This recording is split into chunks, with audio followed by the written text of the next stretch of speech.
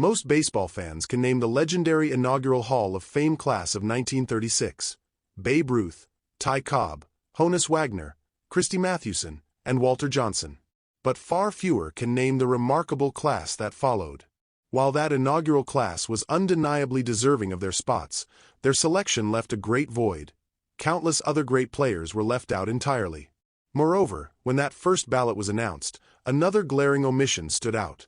Players, executives, and pioneers who shaped the 19th century had been left entirely off the list. Thus, to complement the selections of the Baseball Writers of America, baseball formed a six-man committee, known as the Centennial Commission, to preserve the legacy of the men who built the game from the ground up. In 1937, 8 more pioneers earned baseball's highest honor. This is their story. 1. George Wright, Executive.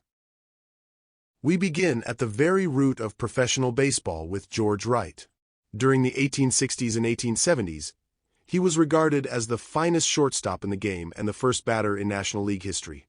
He helped lead the undefeated Cincinnati Red Stockings of 1869, baseball's first fully professional team, and later led the Boston Red Stockings to 6 league championships. But the Hall of Fame didn't just honor him as a player. They honored him as an executive and ambassador who helped spread the sport nationwide through his sporting goods business. 2. Morgan Bulkeley, Executive. Next is a figure from baseball's administrative dawn, Morgan Bulkeley. He served under General McClellan in the 1862 Peninsula Campaign, making him the only Civil War veteran to be inducted into the Hall of Fame. Baseball recognized his role in the sport's earliest years, as the first president of the National League in 1876. However, his induction is also generally considered the first controversial Hall of Fame selection. The selection was largely a political and ceremonial decision rather than a reflection of his baseball career. Bulkeley served as president of the National League for only 1 season and, according to most accounts, left the running of the league to Chicago White Sox owner William Hulbert. The team he owned, the Hartford Dark Blues, also folded up after the 1877 season. Bulkeley had a more distinguished career in business and politics. Many attribute his selection solely to the same year's induction of Ban Johnson, the first president of the American League who served for over 2 decades. 3. Cy Young, Player. No pitcher in baseball history has won more games than Cy Young. Over an astonishing 22-year career, he accumulated 511 victories, a record that is widely considered untouchable in modern baseball.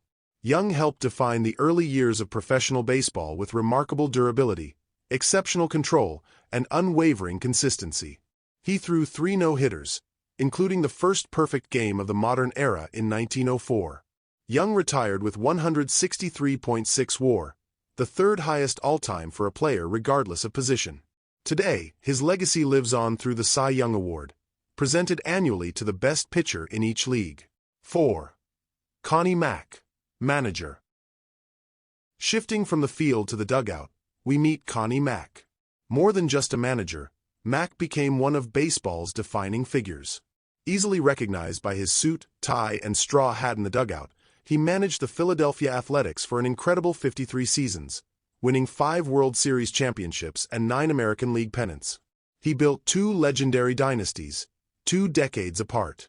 In 1910, he had the first Philadelphia Athletics dynasty led by the $100,000 infield of Stuffy McInnis, Eddie Collins, Jack Barry, and Frank Home Run Baker. 20 years later, he had another dynasty led by Mickey Cochran, Al Simmons, Jimmy Fox, and Lefty Grove. Mack managed more games than anyone else in history, shaping the blueprint of modern baseball management. 5. John McGraw, Manager. If Connie Mack was the gentleman strategist, John McGraw was the fiercest competitor the game had ever known. Managing the New York Giants for 3 decades, McGraw won 10 National League pennants and 3 World Series championships. He was the first manager to win 4 consecutive pennants, and even though he retired after the 1932 season, he was still chosen to manage the National League team in the first-ever All-Star Game. Before he was a legendary manager, McGraw was also an elite player, retiring with a .334 batting average and a .466 on-base percentage. He also had an OPS plus of 135. His fiery personality and brilliant tactical mind cemented his place among the immortal greats. 6.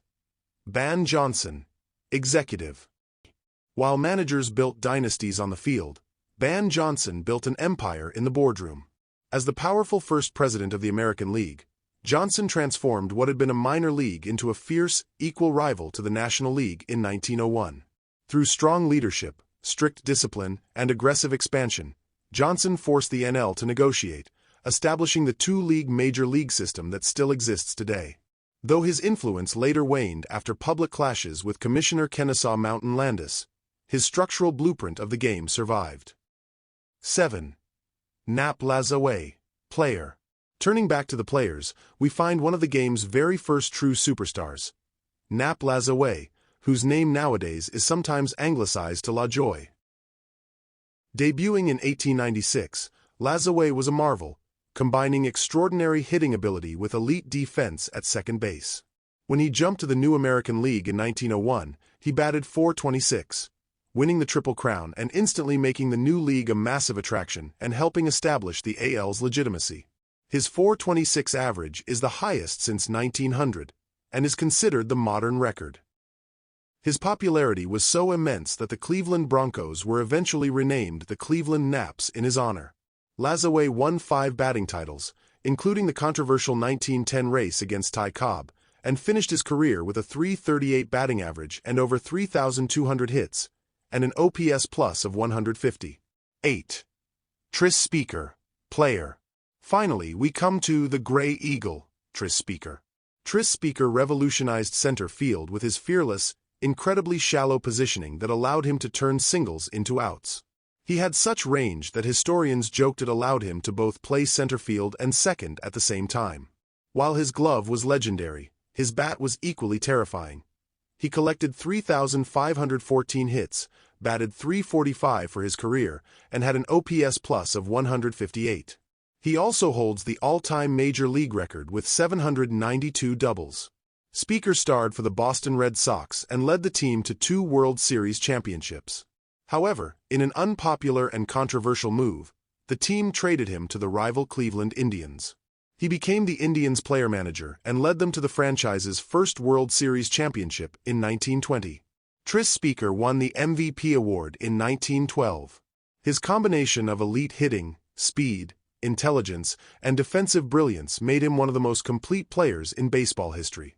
So there you are, the Baseball Hall of Fame class of 1937. The class successfully bridged the gap between baseball's chaotic, foundational 19th century roots and the polished modern era of the 20th century. It honored legendary players, visionary managers, and powerful executives, ensuring that the men who built America's pastime from the ground up would never be forgotten. Thank you for watching. Which player from the 1937 class do you think was the most snubbed in the initial 1936 ballot? Share your thoughts in the comments below. Please consider liking, sharing, and subscribing. A special shout-out to the members of our YouTube community. They help in our humble mission of preserving baseball history, one video at a time. You can join their ranks by clicking on the Join button or the link below.